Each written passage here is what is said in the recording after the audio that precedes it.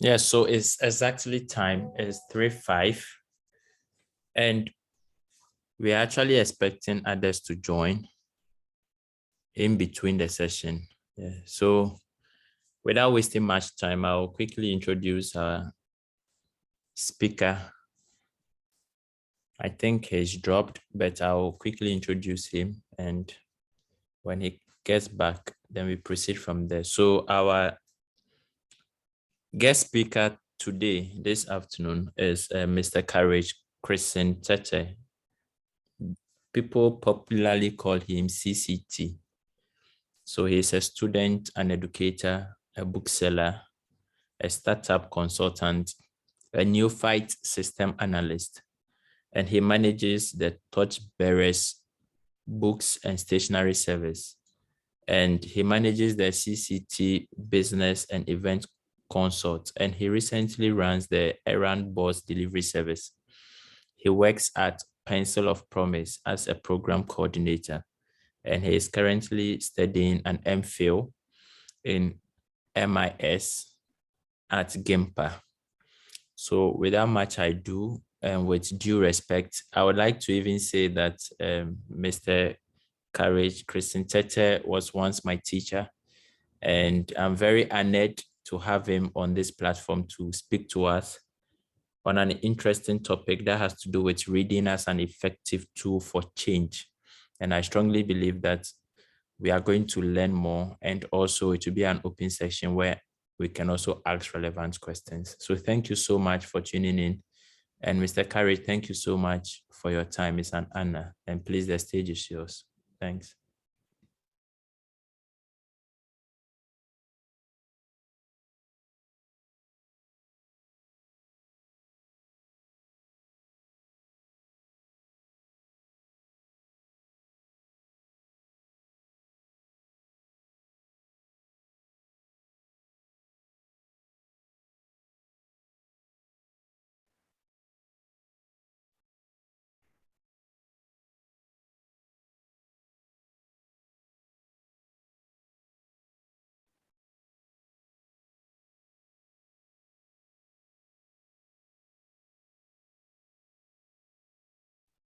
Yeah, hello, Mr. Courage. It looks like we can hear you.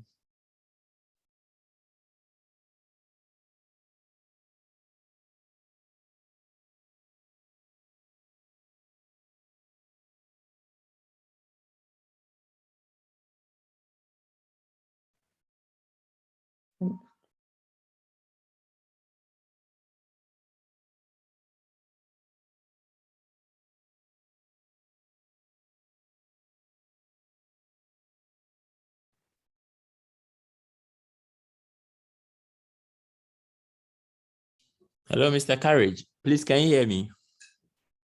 Yes, I can finally hear you. Yeah, I can also hear you now. Thank you. That's fine.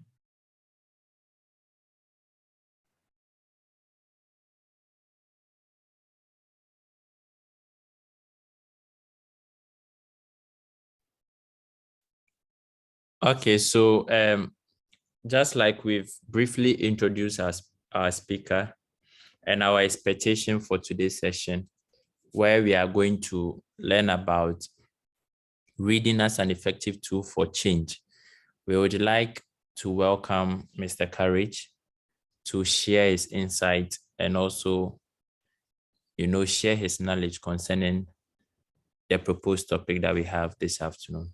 So, Mr. Courage, it's an honor having you. And please, the stage is yours. Thank you. All right. Thank you very much, Ernest. And to everyone who is currently joining us, we are grateful you have made time out of your weekend to be here. I have prepared a short slide, so let me quickly share my screen so that we'll take it from there.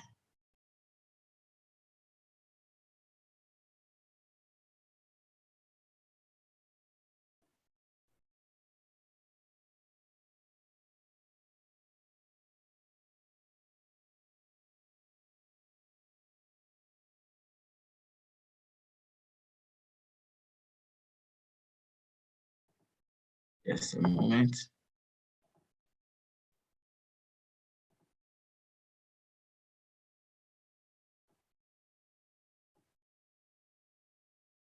Okay. I hope you can all see my screen. Yes, boss. Please, we can see it.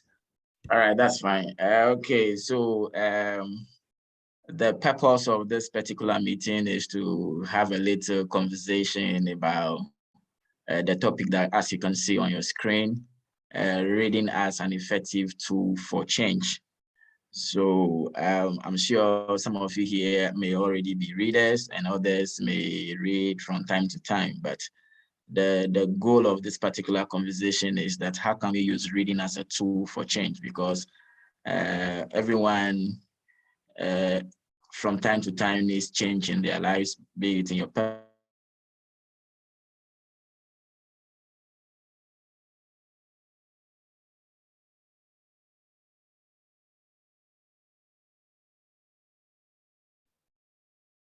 Hello, Mr. Courage. It looks like the call dropped. Your voice, we can hear you.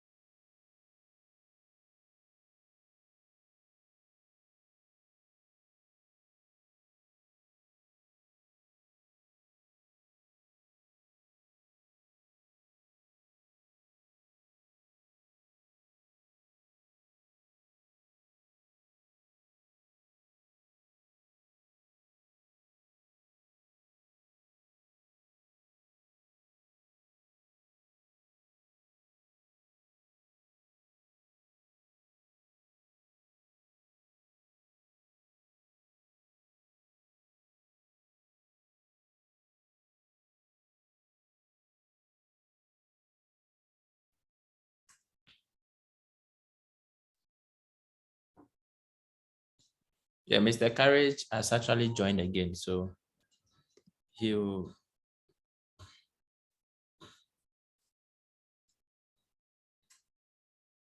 Mr. Courage, please, can you hear me?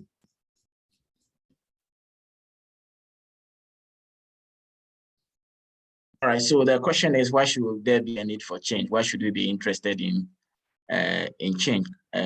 So if you look at how the world is going, be it in industry, in our individual lives, old ways of thinking, old ways of doing things are giving way to new ways of doing things. So as an individual, we have to be interested in change, because the only way one is going to stay relevant and continue to create value is when we allow ourselves to continuously update our knowledge, update our attitude, and update our skills. If an individual or maybe a group of people, and even a nation, is not focused on how they can stay relevant, what happens is that you become outmoded, or you become like a dinosaur.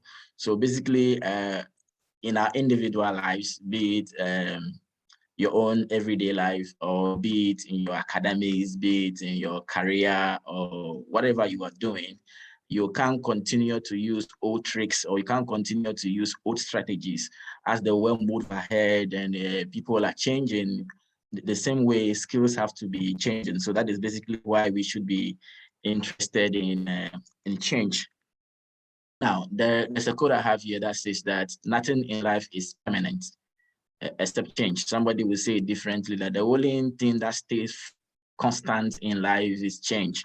So I'm sure that yesterday we were different people. Maybe there are some events that happened to us yesterday, or there are certain people we met, or different things we encountered that has changed our perspective of life. So what we are trying to do today at the end of the the short conversation we're going to have here, is to ensure that if you are already a reader, you're going to create more opportunities for others who don't know the value of reading to actually take reading as something they are interested in. But if you are someone who hasn't been interested in reading, or you've tried to read because people say, oh, reading is good, you try to cultivate a skill, but it has not been fruitful, we are hoping that at the end of this session, you will have a nugget or two that will start you off for your journey into reading and the benefit that it comes with. Now, different people read for different reasons. There are people who read for pleasure, and there are others who read for growth. Just like how people who have watched football are something they are interested in, it is something they do for pleasure. There are others who like swimming, they do it for pleasure, even though there is exercise that comes out of it. There are some category of people who read because it is something that is pleasing to them. So we can say that those people read for entertainment. We can also say that they read for hobby. We can also say that, but one thing about people who read for pleasure is that because it is something they are already interested in, if you ask them what is their hobby or what they enjoy doing, they will tell you reading is part of them. So they require less discipline in order to even take a book and read, or if it is an online digital copy, to open their phone and go and read a book.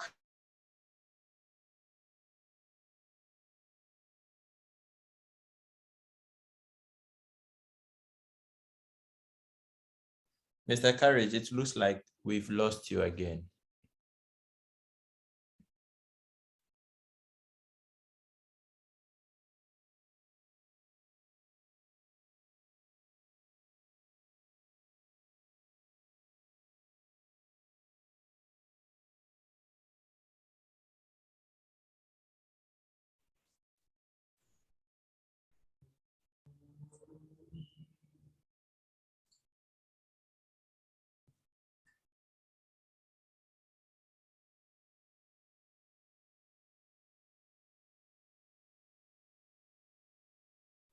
Hello, guys. Please, I'm sure he has a little bit of network challenge, so he will join soon. Sorry for the interruptions and the distractions as well.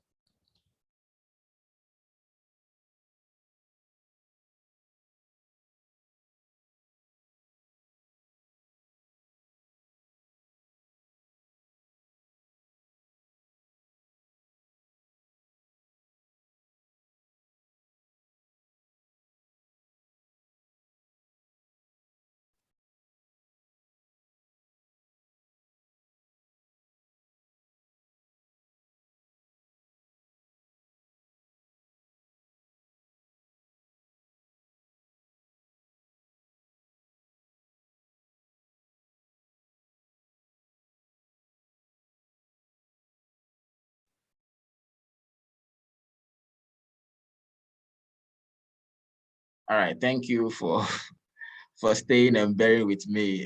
I think the internet keep misbehaving. Yes. All right, so I was talking about people who read for pleasure. I think I finished that. That they read for entertainment, is their hobby. They require less discipline to do so, and they find it easy to do so because it's something they are already passionate in. These are people who maybe when they were young, their parents or teachers maybe persuaded them or influenced them to read. So they grow up loving reading. There are other categories of people who don't do that. Reading is not something that they just like doing. They will not buy a book.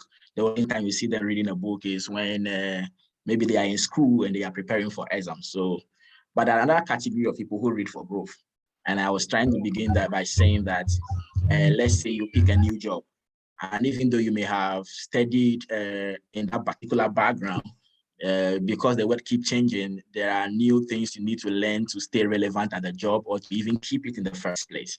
And for this category of people, it means that you have to set up a course for yourself, because like we say every day, the school is not the end of learning, or you do schooling in school, but education is something you do for forever.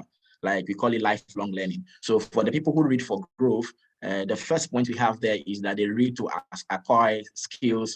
They read to, update their attitude or change themselves, and they read for knowledge. And because in this our economy, we call it the information age. What is very clear is that the way you stay relevant is when you acquire understanding and when you acquire knowledge. Because whatever you have studied for first degree or for second degree or even your MPhil level, you cannot just stay like that. You cannot stay static. So there is a need for people to, have hunger, have curiosity to say that, oh, what is happening in the world? Do I have knowledge about what is happening in the world? Have I gained understanding about what is happening in the world? So that curiosity would drive them to continue to read. And the difference here is that if you are a person that is not already having interest in reading, because it is not something that you are deciding to do, it's not voluntary, it's not something you do for pleasure, it becomes like a necessity for you. So it will require a lot of discipline to do so. And that is where the challenge is. For those who already love reading, for those who already find it easy to read, it's not a challenge for them. They can make a switch from pleasure reading to reading for growth. But there are some category of people to even moving from the pleasure reading for reading for growth can be difficult for them.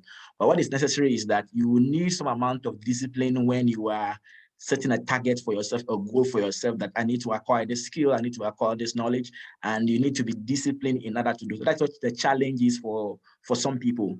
And even if you find it difficult to read, maybe we just begin reading for growth and it is difficult. The good news is that it's not going to stay difficult forever. Like people say, if you do a particular thing for 21 days nonstop, you become like, you get used to it. So at the beginning, maybe you may find it like difficult to keep thumbing through the books and reading. But the good news is that as you continue doing so, it gets easier over time. And as you begin to see the benefits of what you're doing, like the first point is saying, you read to update your skill, you read to actually gain knowledge. And as you begin to apply those knowledge, you now see the relevance of what you are doing and it begin to make sense for you. So these are two reasons why people read and the bulleted points under them. I think as we are going, if you have questions, you could as well show by hand, or you may finish and then you ask the question. Either way. Now, if you look at what I have on this slide now, is saying the theory of the mind. This is a concept that has been there for some time. And what it is trying to say is that the human beings need to develop a capacity. And this capacity that they're talking about is based on some concepts that people behave, the different people we have in society. Like you have yourself, the actions you take every day is influenced by certain beliefs, is influenced by certain desires, is influenced by certain intentions, emotions, and thoughts. And as much as you have your actions being dictated by this concept that we have listed there, it is the same thing for other people that we live in society with. And mind you, the topic as we are looking at it is how can we use reading as an effective tool for change? And this change is not something that we are going to experience alone. If we experience a positive change in our life, it is important that that change reflects for people among which we stay. It reflects in the small community that we are in the country, or everywhere we find ourselves. So as a human being, these are things that dictate our behavior. But if you give birth to a child and the child is maybe less than 2 years and the child is hungry for breast milk, what you see the child doing is that he doesn't think about any other thing. What the child understands is that I need breast milk, and that breast milk must be made available to me. The child doesn't understand whether the mother is feeling sick or the mother is unwell, the mother cannot provide breast milk. What the child understands is I'm crying, somebody needs to carry me. So at that point, the child is selfish, or you are only thinking about yourself. But what theory of mind is saying is that our ability to understand that people among which we stay, there are these beliefs, desires that influence their behavior. And as we begin to understand that their behavior is, or their action is influenced by beliefs, desires, and intentions and emotion, what it means is that we begin to adjust.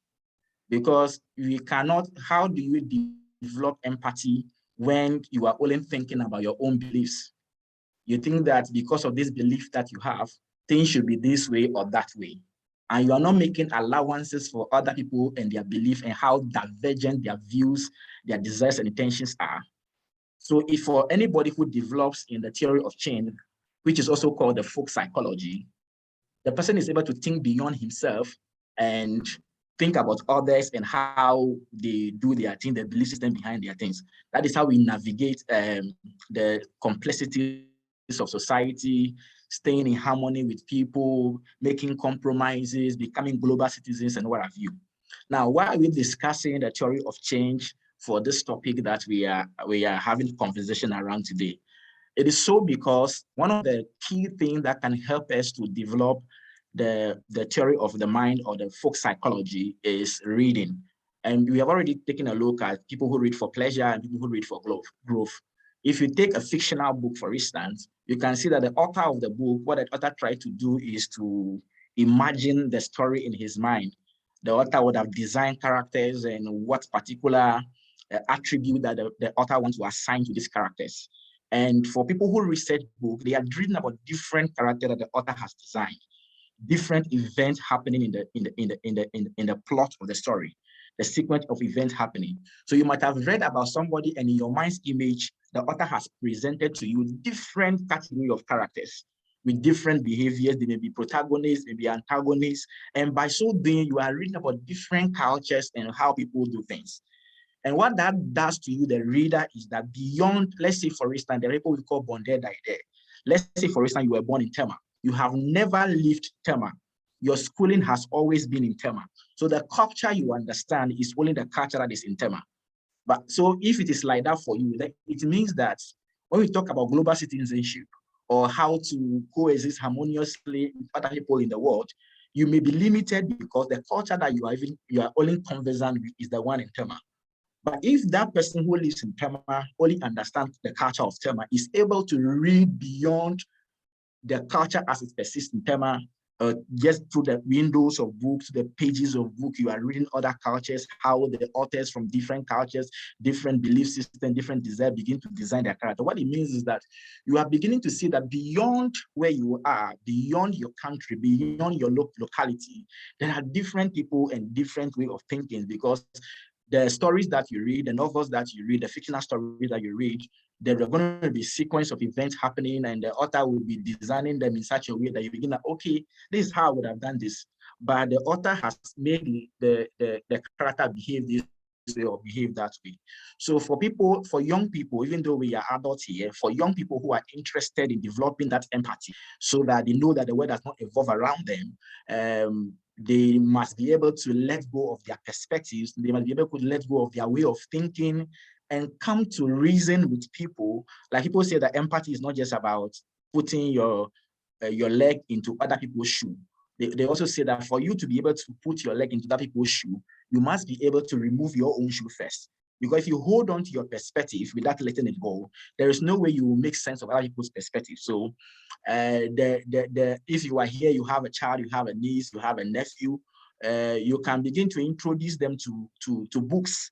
Let them find the interest in reading, not punishing them with reading. Because as a bookseller, someone who tries to encourage people to read, one of the things I have come across is that it is difficult for people to actually develop interest in reading when they are already old. The reason being that maybe at your age now, what you are looking for is how do I put food on the table? So for reading for pleasure for such people who have already grown up, they are looking for money to do stuff, they may not have time. Or even if they have the time, they will use it for other stuff. So if you have young people around you, begin to introduce them to books. Maybe it can be storybooks, novels, fictional things that can create suspense in their mind. They keep on reading. By so doing, they will develop the interest in reading, and they will develop this theory of the mind that we are talking about. Now we need to go on because I think I have only 30 minutes. Now, why should one be interested in reading? Why should one be interested in reading?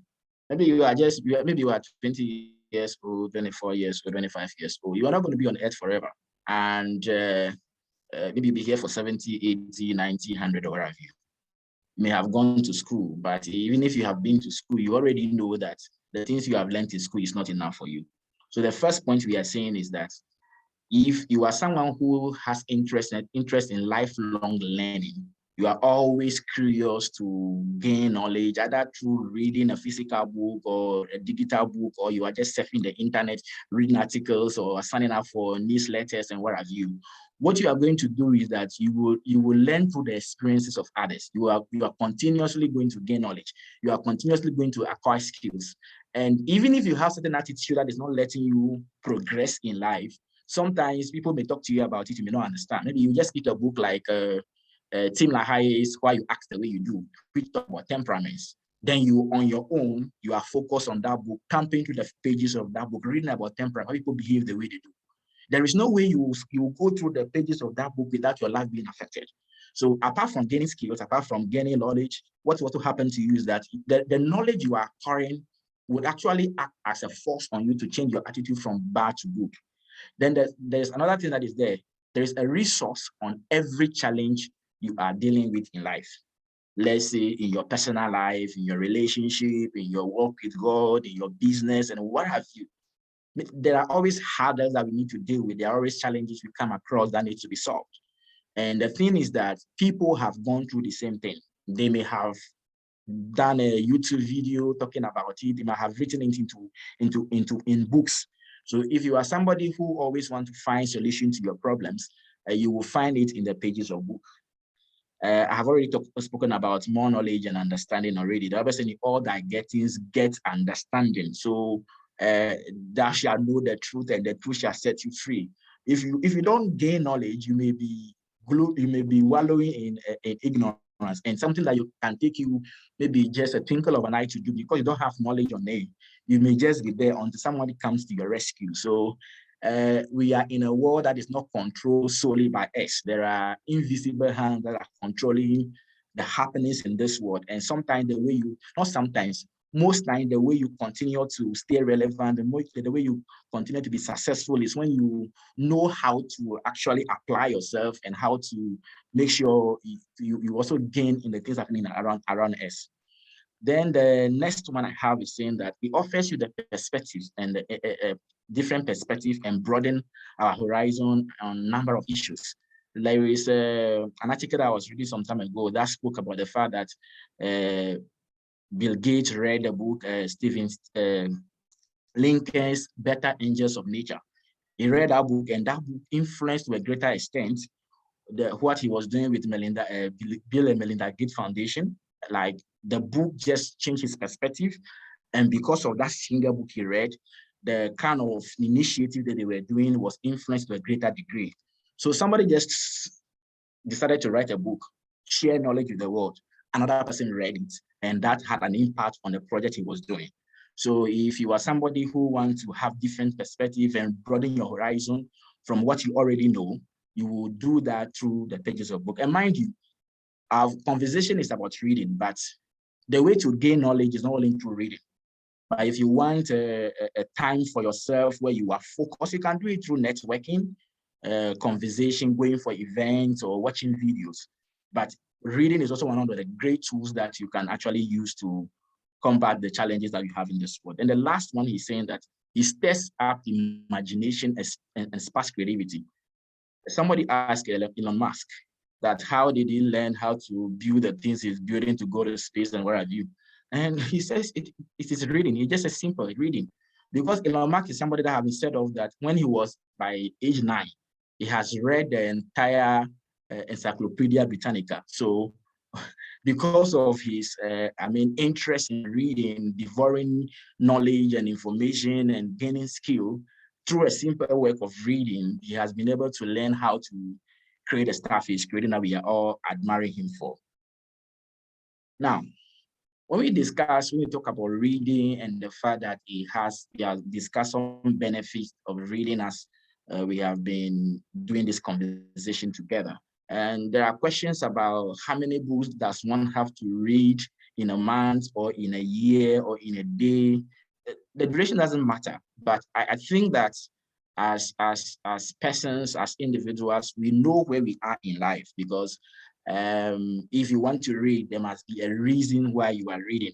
Either you are reading for pleasure or you are reading for growth. If you are reading for pleasure, you can just go at your own pace. There is no need to go and read 100 books in a year and come and put on social media that I have been able to read 100 books. If those books you have read does not translate into acquiring knowledge, acquiring wisdom that you can apply in the things you do every day, then we are just playing to the gallery. So what I would say is that it depends on where you are as a person, and you need to be able to tell yourself, am I just trying to develop the interest in reading? If that is the first goal that you have, my answer for you would be that what are your interests? Because if you are somebody who finds reading difficult and you want to begin reading, and the first book you are picking is maybe Barack Obama's The Dreams from My Father, that book is complicated. If you are not somebody who is interested in the things he's talking about in that book, you pick the book and you drop it. So for a person who is just trying to begin reading, our advice is that you pick a book that is quite simple, easy to read, then on topic that you are interested in. So one of the books I keep on recommending to people is The Richest Man in Babylon, because everybody likes money and everybody would like to multiply the money that he gets every now and then. And that book talks about financial strategies and money-making skills in a very simple way. It has been here since 1926, and the book still has value as we speak today. So if you are someone who is a beginner, maybe your focus should be, how do I inculcate or how do I develop the interest in reading? How do I get that interest? So your focus should not be that you want to read so that you begin to know how to do social media. That is fine. But if it is reading that is you are going to use as a tool, you need to develop that interest first.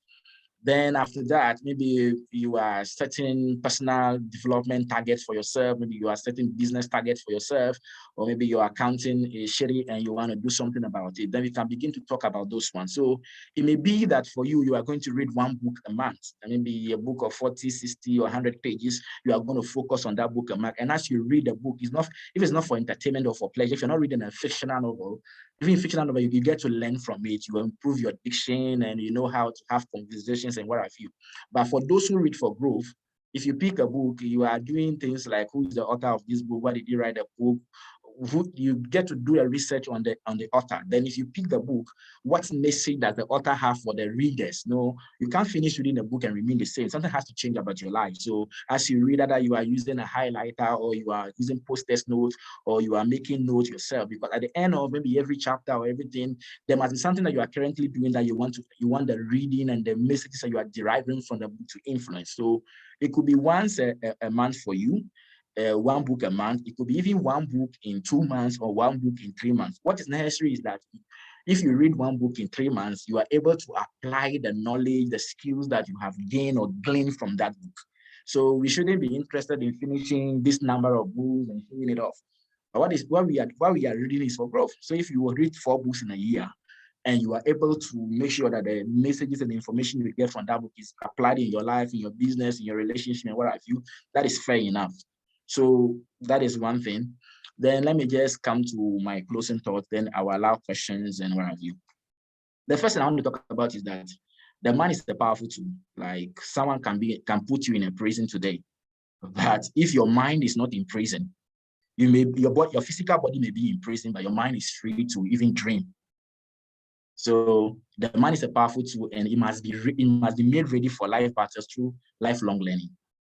So we must strengthen our mind and our reasoning capacity, our thinking capacity, and what have you.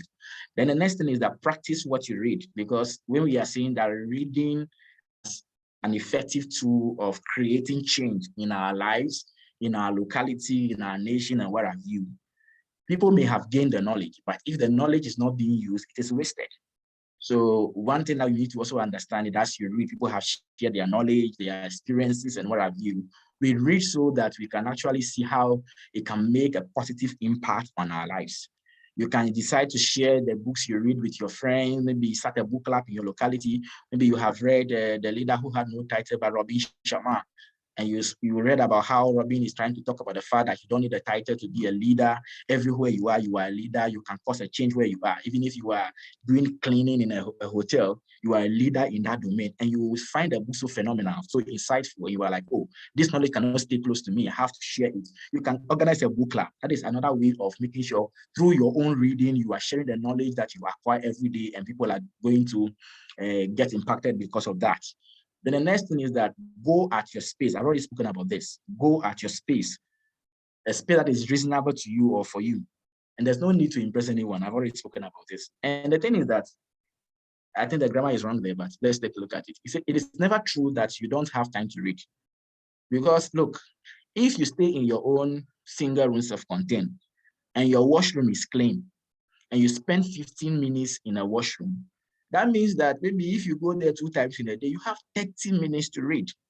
once you are in the comfort of your washroom and relaxing, then you are actually tapping through some sentences and reading some things before you even go to work. If you are in a banking hall waiting for your turn to be served, thank God for digital revolution. Now we don't go to the banking halls. But if you ever have a time to, wait for something, stay somewhere in a queue where you have a comfortable seat to be there, that is an opportunity for you to read. If you are in a transit going somewhere, it is not dark, you could read on your phone. If you have fears of people looking at you weird, then you could read on your phone, put your earpiece there and continue to read. And I keep on saying that people who say they don't have time to read, they want to read or they get tired, we watch movies. So it depends on whether you want to, you can learn from. I'm not trying to say that movies is not correct or it's not good. It is good. But if you are reading for growth, like we said earlier on, it takes, what do you call it? Even for those who have already developed interest in reading, when life catches up with them with a lot of attentions from here and there, it may get busy for them that they may not even have time to read. So you have to spend it, you are going to exert some force or yourself, energy on yourself to be able to read. So it is never true. Let us say that it is never true. Let us agree that it is never true that if you are too busy or you are too engaged that you won't make time to read. You have to make time to always, even if you won't read, maybe you can listen to their audio books you don't think you can read. Maybe after all the things we are saying, that there is the value in taking the physical book and smelling the book and reading, and you think that it's not your thing, won't drag it with you. Maybe you can just get your earpiece, your tablets on your phone, then you are listening to book while you are sweeping your room or making your bed or what have you. So basically, that is another way to go about it. So it is never true that there is no time. We are always going to have time. So that is where I will stop. And our topic has been reading as an effective tool of creating change in our own lives, creating change in society, and creating change wherever we are. So we are saying that the pages of the book that we find ourselves reading every day have knowledges, have things that they are ministering to us or talking to us, and we can become people who carry these things to our society and make sure the change that we experience from reading is spread there. So I'll pause here and allow questions. Let's say you have something on your mind, there's something you disagree with, something you want to share comments on, your own experiences through reading. I think that we can hear you now. It can be comment, question, but I will leave it to Ernest to, moderate from here. Thank you. Thank you so much, Mr. Courage Christian Tetteh. This was very impressive. I really learned a lot. And I like the part where you talked about empathy, that before you put your leg in other people's shoe to understand or assess their situation, it's very important to first remove your own shoe. And it's an eye-opener for me. And there are so many things that you shared as well, which I really love. I want to say a very big thank you to you. And so now we are going into the question and answer session. So please, if you have any question, you can kindly raise up your hand. You can raise up your hand and speak.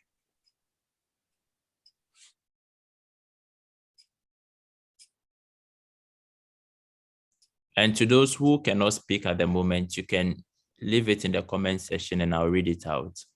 But if you can speak, you can kindly raise up your hand. Question, contribution, or add, or maybe you want to share your experience regarding to the topic, which possibly our speaker touched on, then you can kindly do that. Okay, so I have Mr. Yao. So Mr. Yao, please, the stage is yours.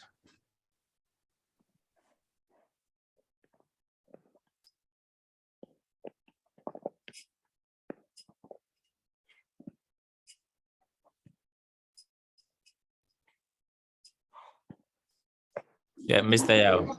Yeah, yes, it's yours, please. Hello, Ernest. Can you guys hear me? Yes, please. Hello?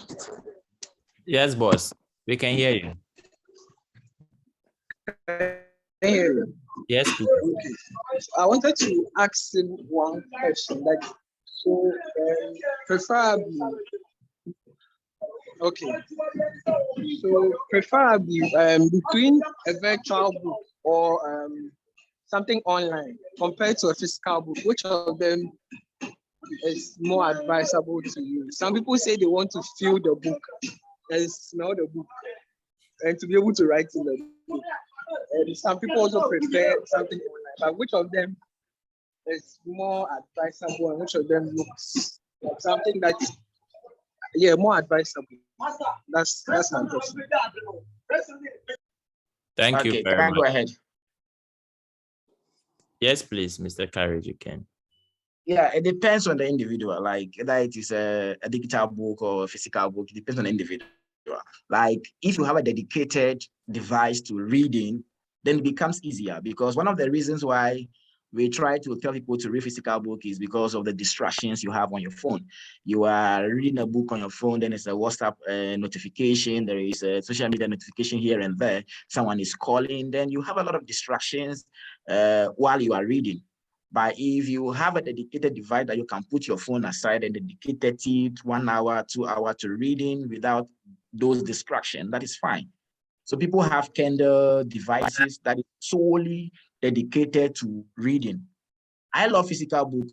The only circumstance under which I will read a digital book is when I don't have access to read, or I'm traveling and you cannot carry all the books along. You need to go and do something and you need some information from that book. Then you can get the e-version and thumb through your tablet or phone and read it.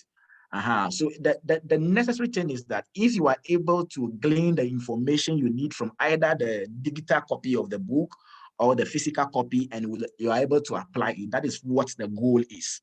So if you prefer reading digital copies, soft copy books, that is fine. I have come across people who will come to my shop saying what book is trending, then you will tell them they are only asking so that they can go and download and read, because for them, they don't think they can read physical books.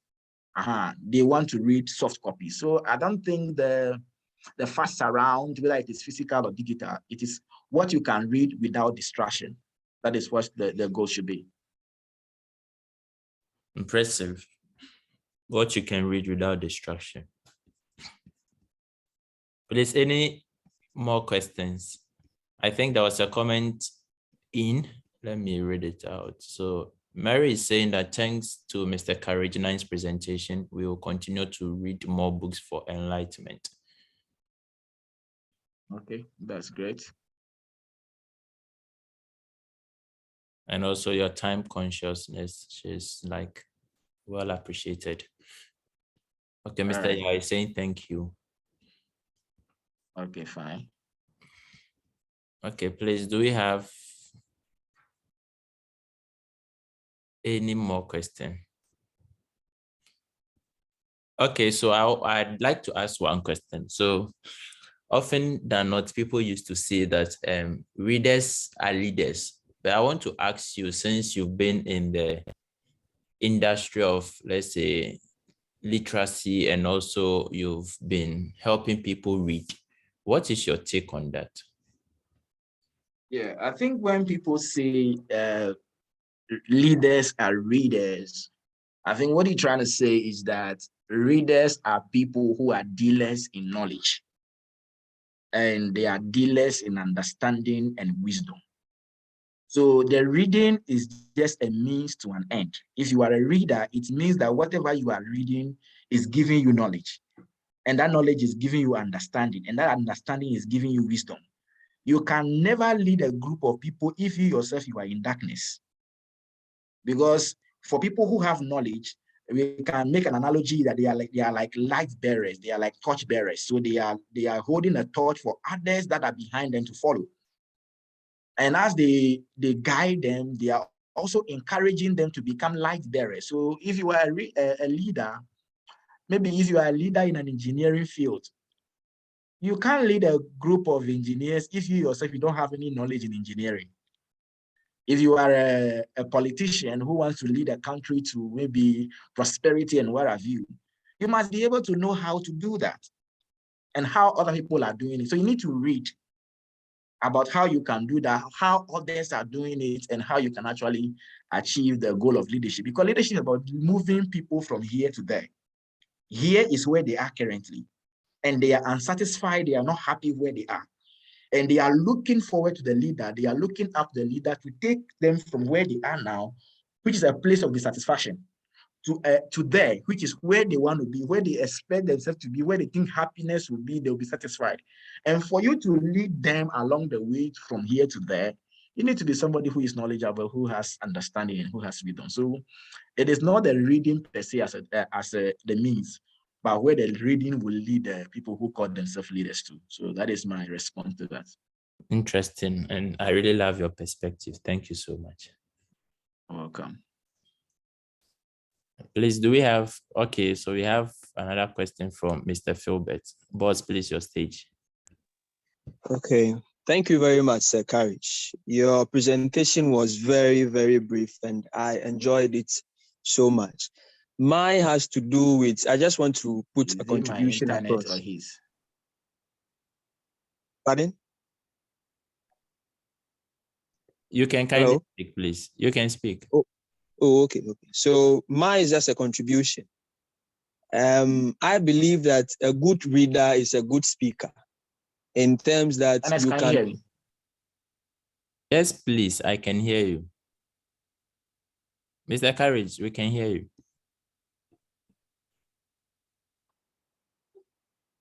Okay, can I continue? Yes, please. You can. So a good reader is a good speaker in the sense that one who reads can be able to confidently speak or speak with confidence. And I say this because back then at primary school, primary 4 to primary 6, we used to have this competition. It's a reading competition whereby you will have 3 to 5 students reading at a go, reading one paragraph or 2 paragraphs at a go to know who would come out first. And in so doing, you get to know who reads fluently, who reads without errors and all those things. And in fact, it has helped most of us, those of us who were in that particular class. It has helped lots and lots of us. So this is what I have to say about reading for an effective tool. Thank you very much. Yeah, welcome, Philbert. I also agree with that. Yeah. When you're a good reader, you can speak confidently. Yeah, that's true.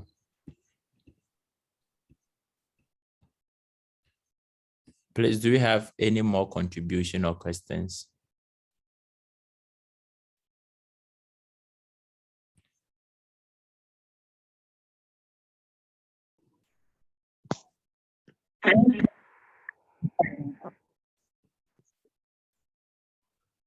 Okay.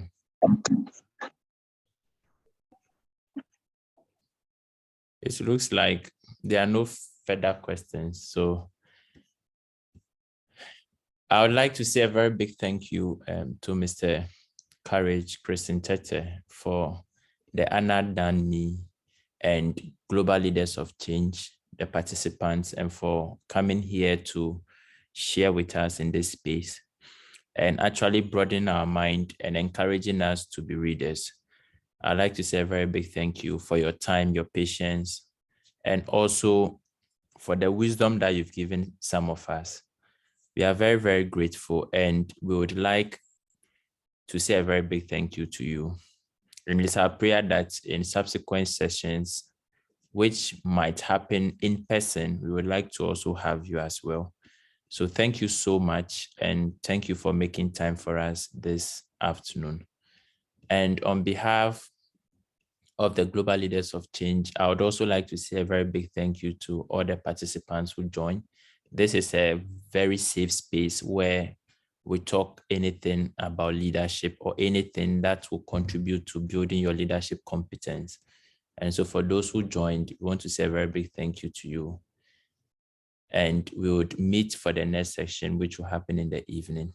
So thank you so much, Mr. Courage, and thanks to everybody for making time. And please do have a wonderful evening. Thank you.